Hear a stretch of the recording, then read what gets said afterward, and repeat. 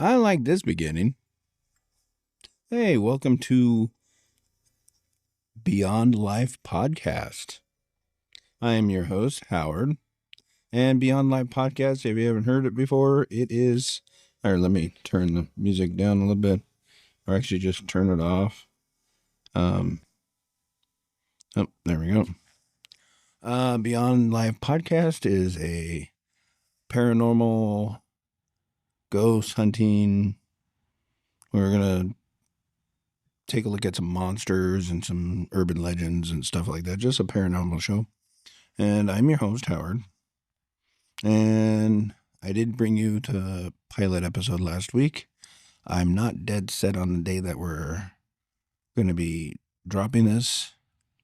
It's probably going to be Wednesday or Friday, depending on my schedule, depending on if I get a co-host, if I can get a co-host to record with me.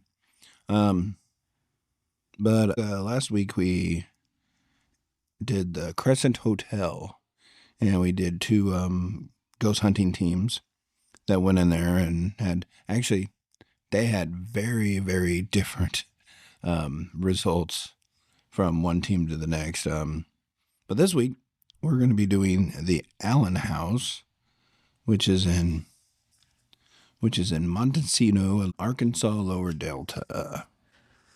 The Allen House is a very, very beautiful house, but it does have a haunted past, just like everybody else that you're going to hear on this podcast. There is a story behind it. This house was built in 1906, and in 1948,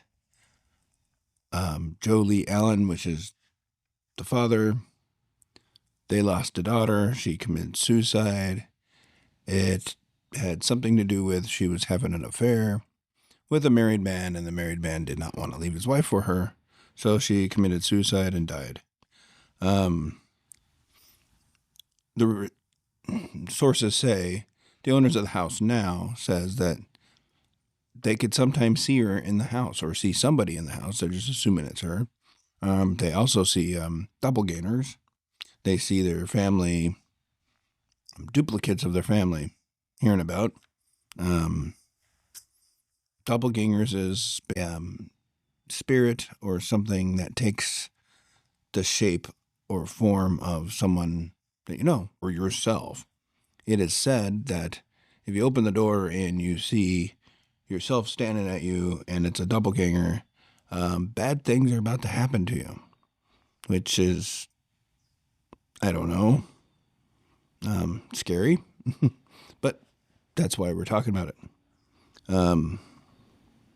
Here we go. Located in Montesino, in Arkansas's Lower Delta, the Allen House is a beautiful home with a creepy past. We've already worked on that. It is the second Allen House to live on that lot. The old Allen House was a smaller dwelling, and Joe Lee wanted to make this a very big and prestigious home. And he did for a very long time. And, Christmas 1948. So the owners basically said for both teams, I'm just going to cover both teams all at once. The owners told both teams, if you watch the episodes, the same exact thing. The husband walked into Liddell's room, saw his wife standing in front of the window, and then vanished. Their son saw their other son running around playing in one room, but went to go tell mom, and the son was with the mom. And then another instance where they walked into the kitchen and they saw the mother standing from the cupboard, and then once again disappeared. So those are the doppelganger activity that they have. And that was on both. And then they're also talking about how they'd see a shadow figure in the upstairs window. And back to the actual real story is that the owners had an inkling to go upstairs and pull a plank out of the floor. That's a little creepy too. All of a sudden, just you had the drive to, I wonder what's under these planks. They found letter after love letter after love letter in there from Prentice Hemingway Savage to Liddell, the daughter who killed herself, which confirmed that she was having an affair with this guy, and she was expecting this guy to marry her and leave his wife. And in a lot of in some of the final letters they had there, it showed that he was breaking up with her. He did not want to live with her. He wanted to stay with his wife. And that obviously broke her heart. That coupled with, she did have a divorce recently. I think it's recently. She did have a divorce, and her one and only son did pass away.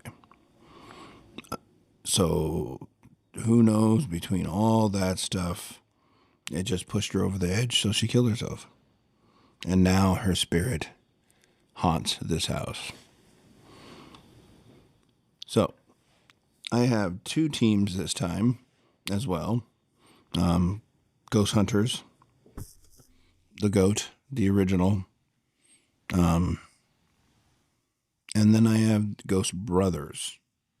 Ghost Brothers is a show that I recently found, and I just love it. It's hilarious. These guys are fun.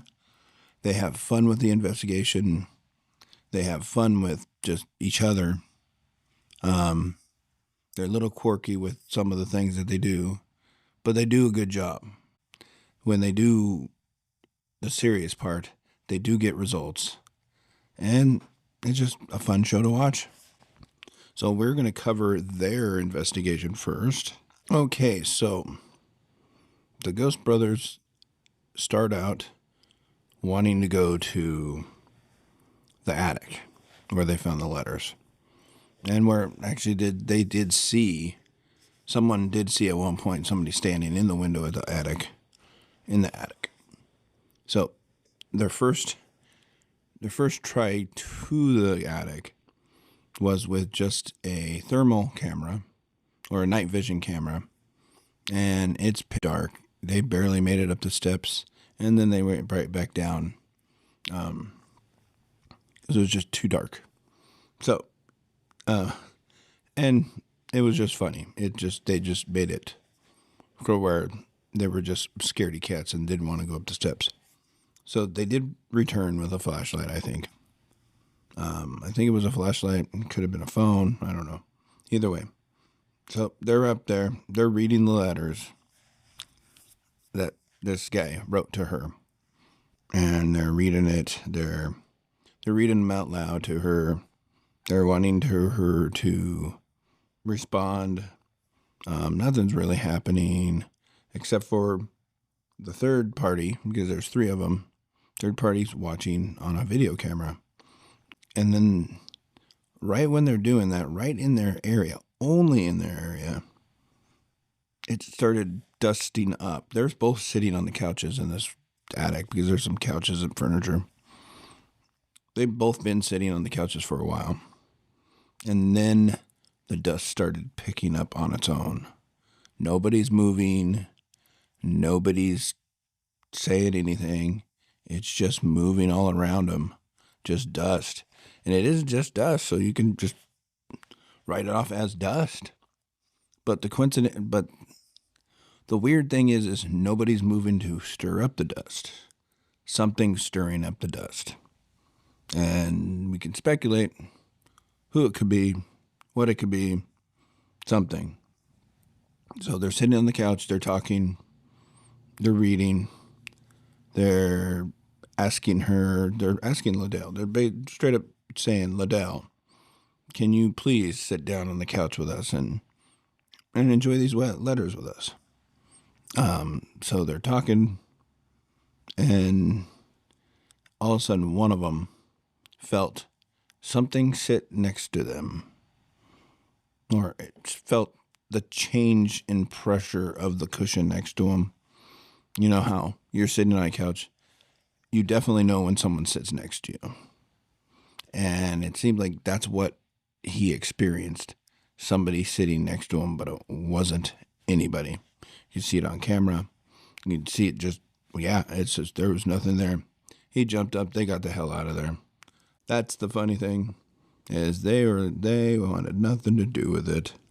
So that's that. So we go to the dining room, the next set of their investigation. They decided they wanted to stir the spirits in this house. So they brought in an actual casket. Because back then, that's what you did when somebody died. You had a casket sitting in the dining room for a while people came and viewed the body or paid their last respects and stuff like that. So that's what they did. And they were trying to talk to him. They had a REM pod. And they asked, does this bring back any memories? And the REM pod went off. For those unfamiliar with a REM pod, it's a little device, and it's a sensory device that it only goes off if something like comes within its area. And you got to be very close to it for it to go off. So it goes off when you're holding it. You put it down, you step back, it stops. You have to actually be close enough to hold it. So it goes off when he said, does this bring back memories? And then he's like, is Mr. Allen here? And it goes off again. No, they asked him a few other questions, and nothing was going off. And then he goes, would you like a cigar that I brought for you? It goes off. It definitely went off when he asked him if he wanted a cigar. And then that's amazing. It's like they definitely got reactions. Intelligent reactions. While they're in there doing that, third party went outside with a thermal camera to see if they could catch anything in the windows or anything like that. They've seen things in the windows. So as he's investigating, besides getting into some sticker bushes and scratching a leg or whatever like that, he's looking at the front of the house. He's videotaping. He's looking at it with the thermal. And then he sees the window to Liddell's room. And there's two parts of the window. There's two squares. One, you see, one's solid black, nothing whatsoever. It's just a perfect square. The one on top was not so perfect. The one on top was half blacked out, half red. So there was red or white. It was definitely not black. It should have looked all black if there was nothing there, but there was something there. So he did what most investigators would probably do. Run up to the source. Run to see if there's anything there. When he got up there, there was nothing there, but he caught that on tape. He caught it with the thermal camera on tape of definitely a heat source in that window at that time. With no lights on, nobody in there. There was definitely something there. So, the next part, they're in the hallway of the second floor. And they see some shadows. Can't confirm it, can't deny it. They just saw some shadows. All right, now they go to the kitchen where the mother's doppelganger was seen. So they decided, we're going to open up these cabinet doors just in case the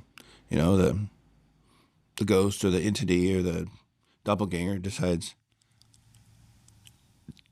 they're becoming the mother because things need to get done in the living room. So they open up a bunch of cabinets, and most people would like their cabinets get shut. Don't want to leave them open. It's a danger.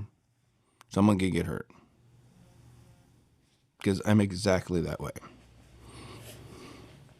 So, and if I was a spirit haunting a house, I would probably do the same thing. Mess with the cabinets.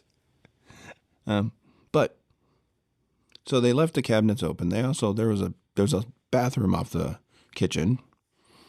Not a lot of kitchens have those. And the bathroom off the kitchen, they decided to pop the door open. And then that's that. Then they left it, and then they left the room, and then they heard something.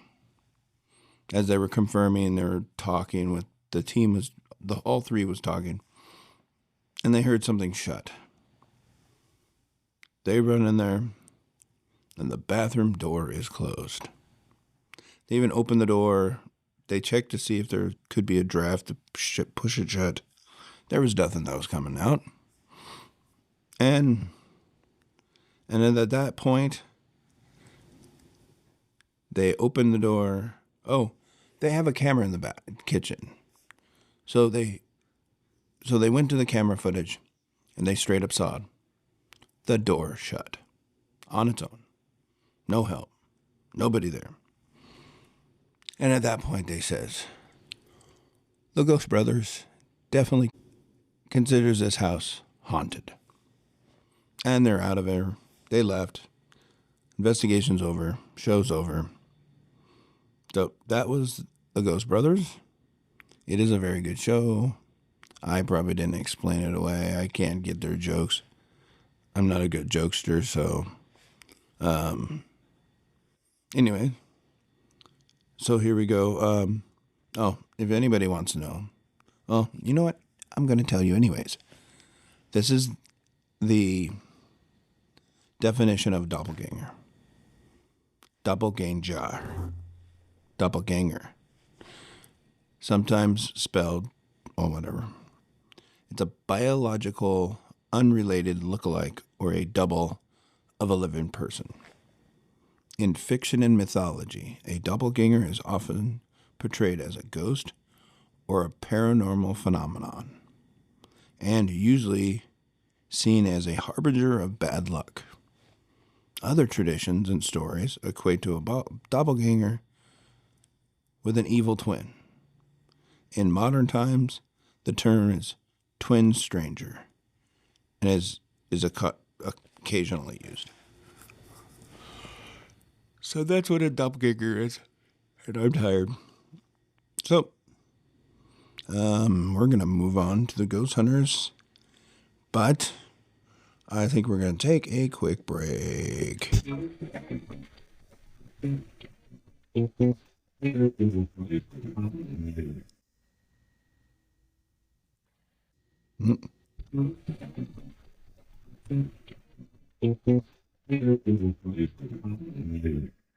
Okay, we're back. And now we're on to the ghost hunters part of our story.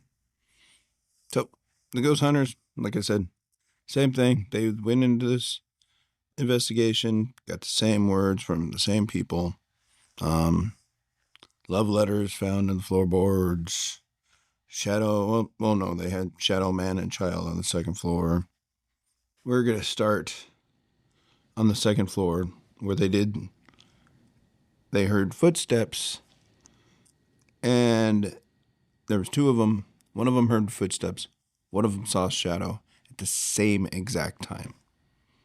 So you would probably suspect, a shadow is walking down the hallway.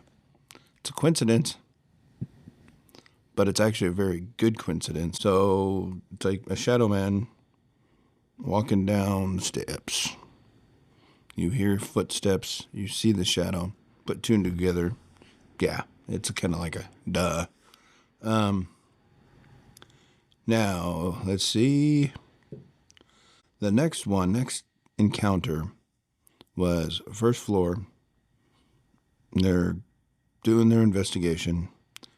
One of them saw a shadow walk by the front door. A shadow. Nobody's at the front door. Nobody. There is a turn where lights do get flashed onto the front door. It's just where the house is sitting and where the street is at. So one of them went outside, got into a car, drove around. They tried to debunk it. They couldn't really recreate the shadow, couldn't really recreate anything. They did look at the tape. and there was a car that drove by. But they couldn't disprove or prove otherwise what actually happened. They couldn't say, no, it was a car, that it wasn't anything. But when they really were going through the footage, they caught a shadow.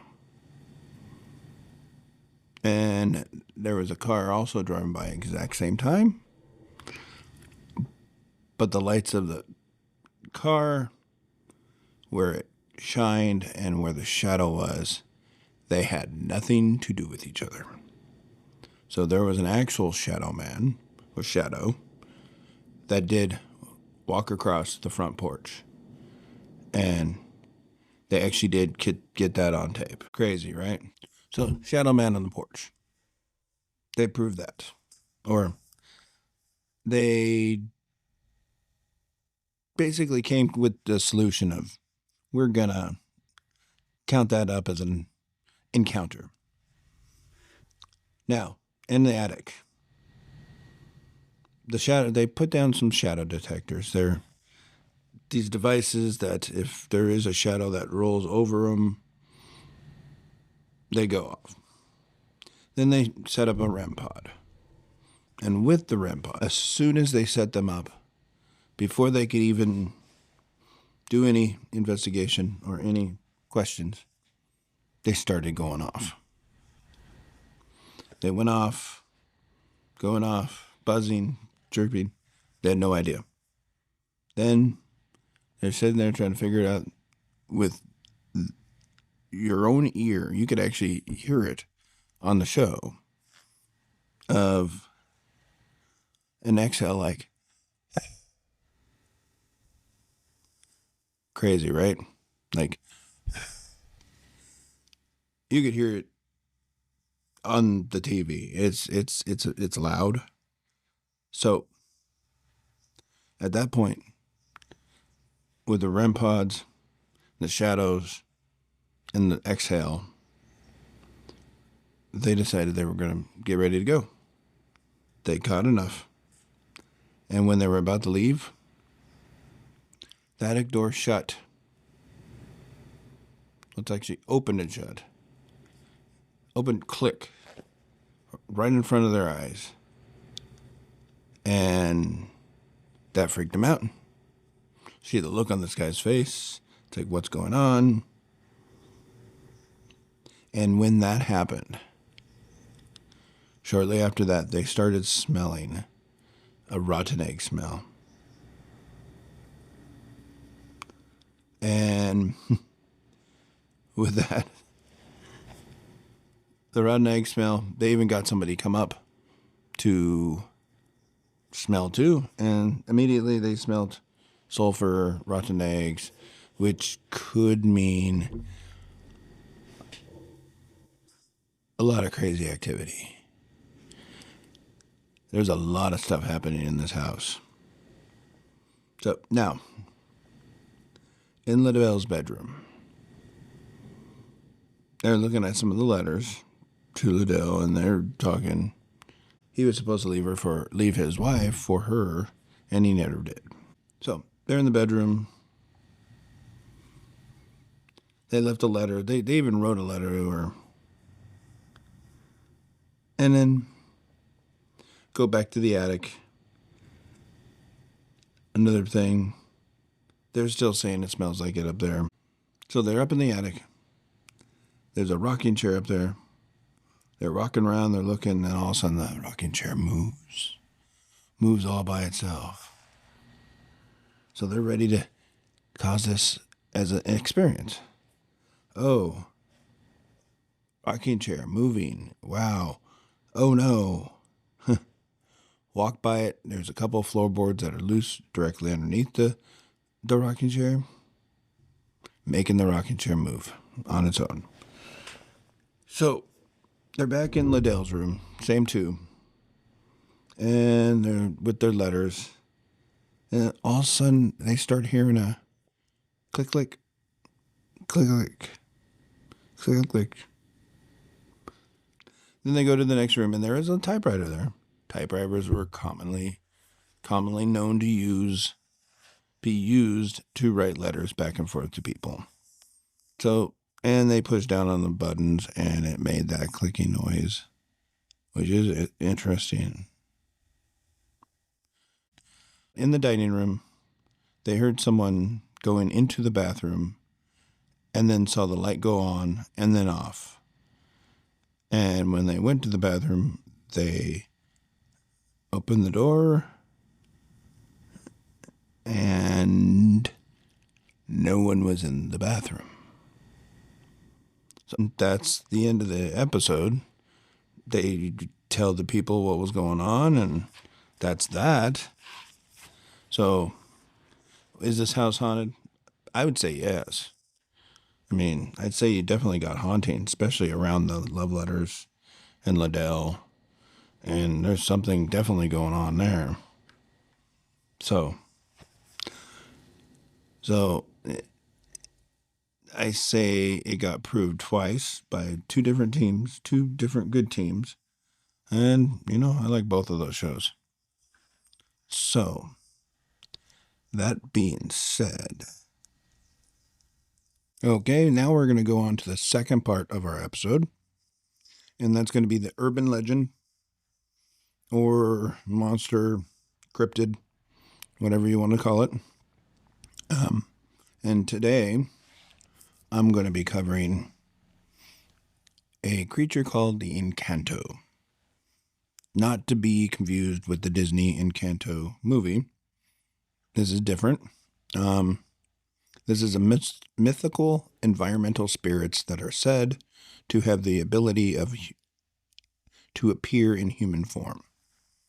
They're often associated with the spirits of ancestors in the Philippines. They are also characterized as spirit sorts like sirens, dark beings, elves, and more. Belief is their existence has likely existed for centuries and continues to this day. It is a bracket term, enchanted human-like beings of the land, which includes a variety of mythical races. The term itself was adopted from the Spanish, who were dumbfounded by the wide array of mystical races in the Philippines, and just referred to many of the races as enchanted. Though at the same time, the term does not differ at all from archaic Spanish sense of the word as referring to the supernatural apparition, sometimes tied to a place. That's the definition of Encanto. That's a little history.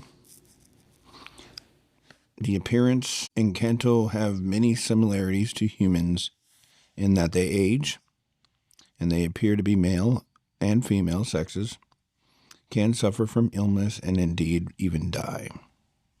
They are an object of mythology for many Filipinos, often told by adults as stories and shown on media. They have different appearances. Some appear to be beautiful, having blue eyes, fair complexion, golden hair. They may, however, unusual features such as high-bridged noses and a lack of the piltrum. The piltrum.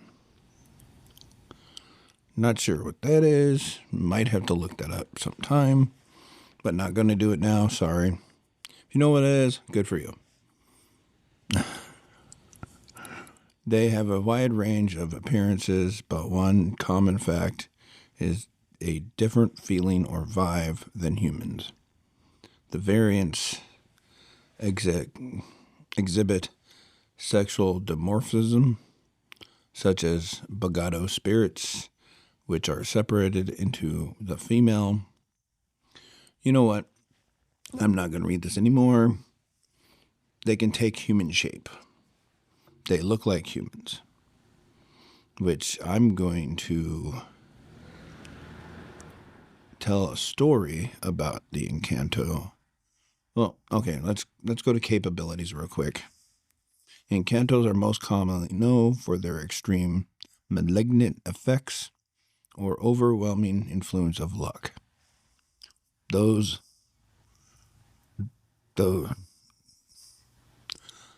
influence of luck those the Encantos do not favor had become depressed,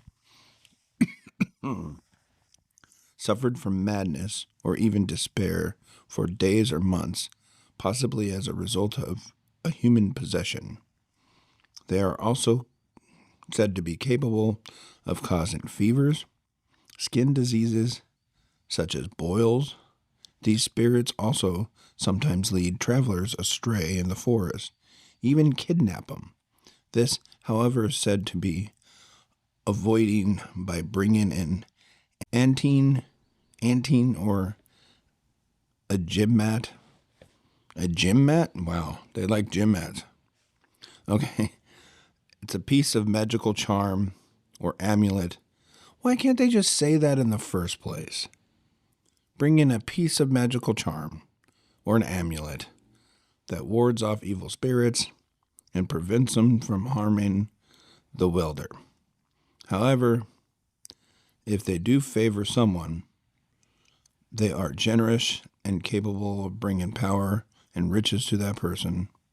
Shaman also try to commune with Encanto on holy days to obtain better healing powers from them, as well as learning how to better deal with evil spirits.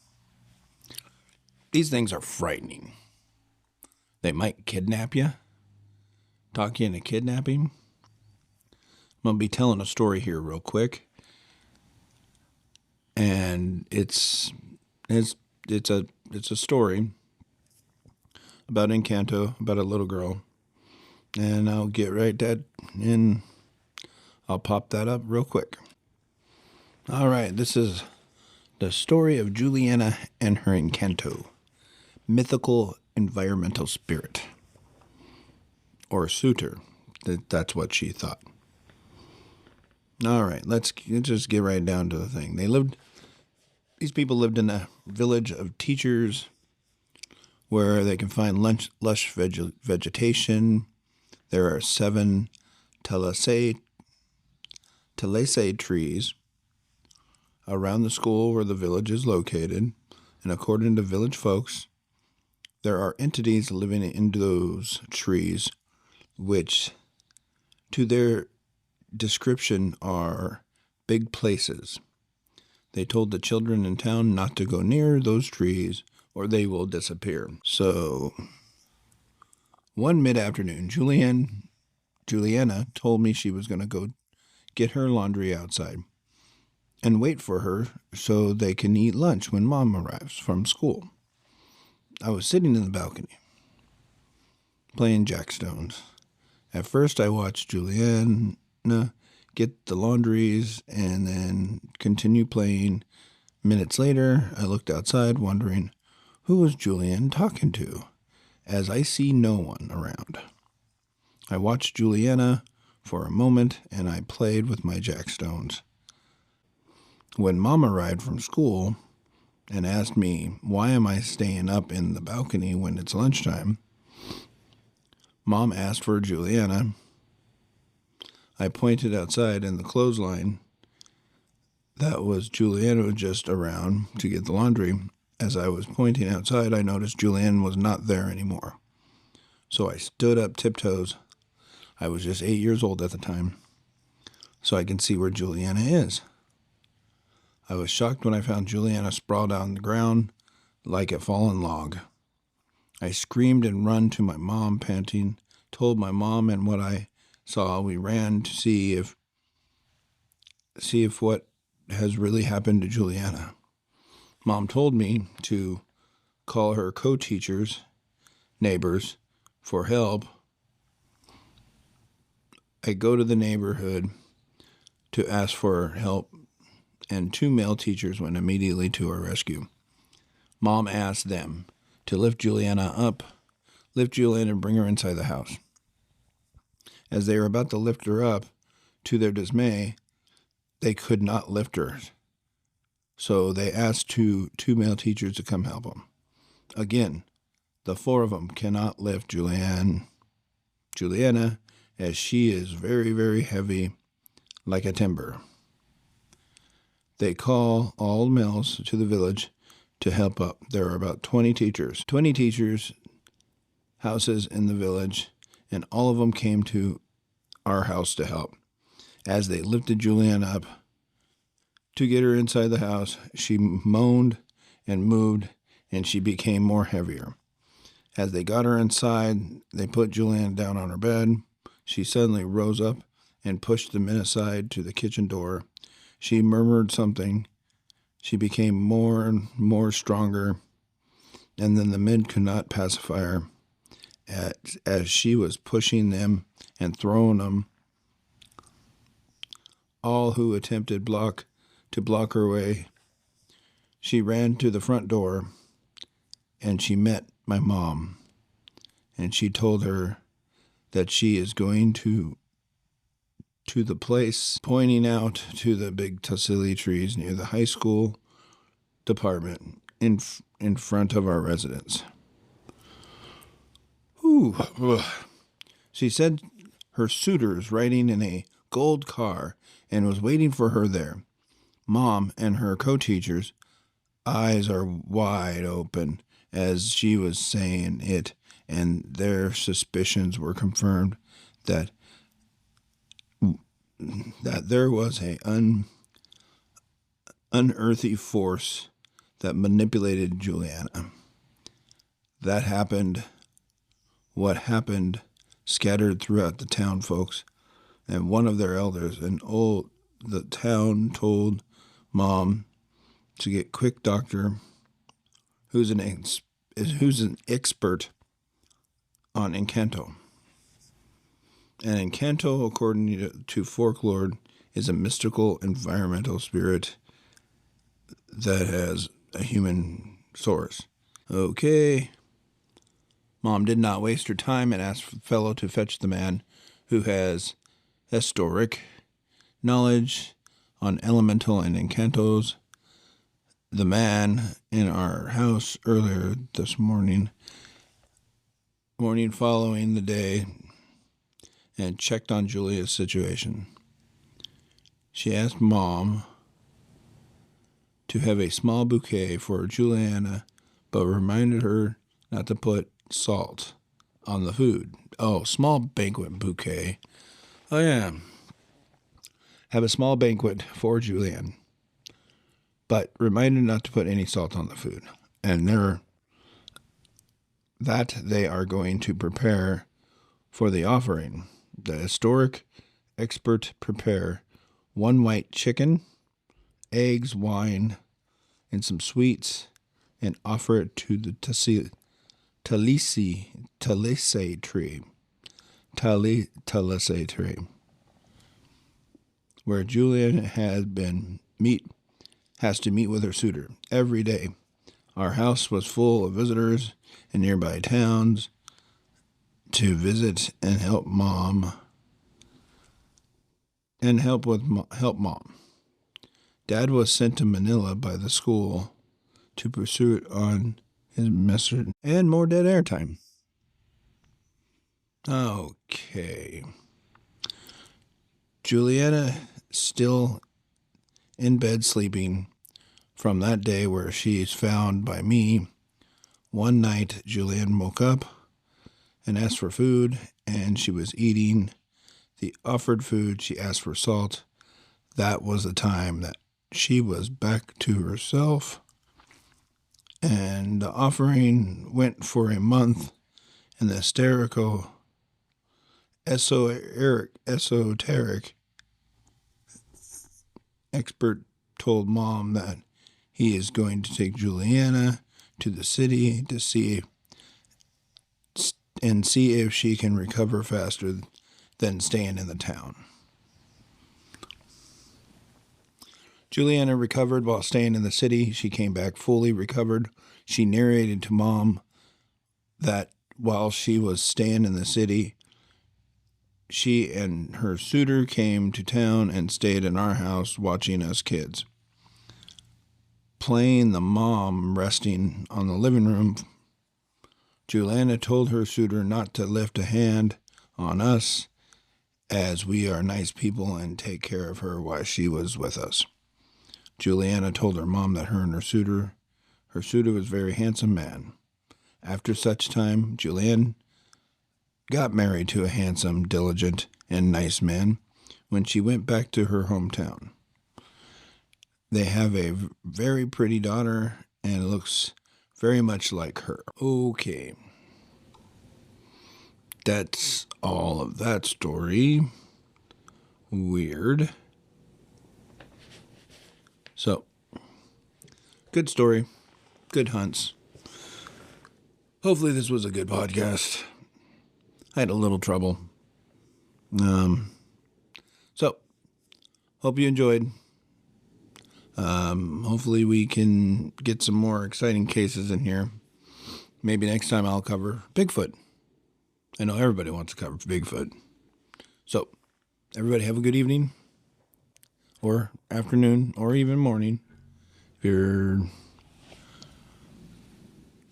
If you're at work, hopefully you can get off of work soon. And this is Howard. And we will be leaving this haunted house. Goodbye.